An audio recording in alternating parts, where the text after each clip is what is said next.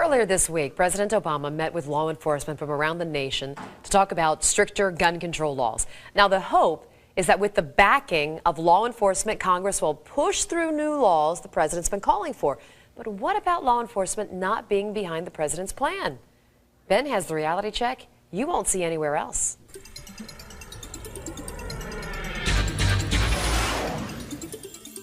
Well, there is one group of law enforcement who have been very vocal about the president's calls for tighter gun control laws, along with his 23 executive directives signed about 2 weeks ago.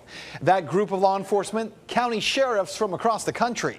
In fact, there are now 228 county sheriffs across the nation and a number of sheriff associations that have come out vowing to defend the Constitution. In order to do that, they say they will not enforce any federal law that violates the Second Amendment rights of the people in their counties. That list includes sheriffs from Washington, Alabama, Utah, New Mexico, Texas, Florida, California, Kentucky, Ohio, just to name a few.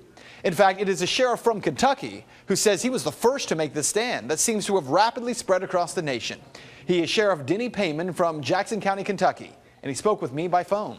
Signed a letter. I was actually the first sheriff to make a stand, and about 3 days later is when our Oregon sheriff did, and then some others followed with that. The way it's been kind of displayed is these are suggestions that we'll talk about, but then it's all of a sudden gone to, no, these are what we're going to enforce. Well, they're not going to be enforced here. Now, we went through that list of President Obama's 23 executive orders on guns, and the reality is most of them are simply memos to federal agencies about giving instruction, which, in fairness, is exactly what an executive order is supposed to consist of.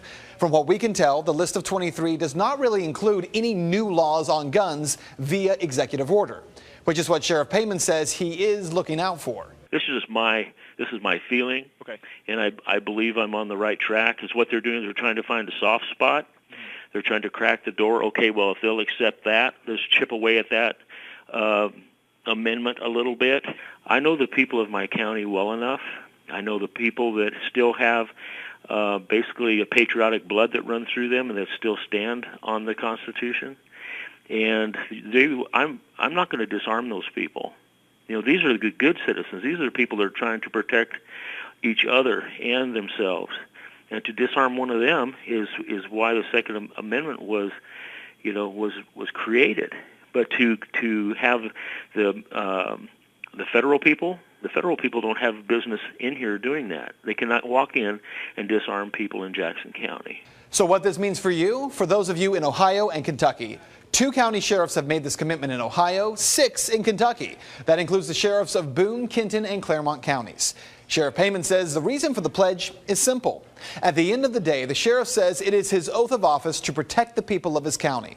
And he says that happens in part by protecting the constitutional rights of the people living in his county.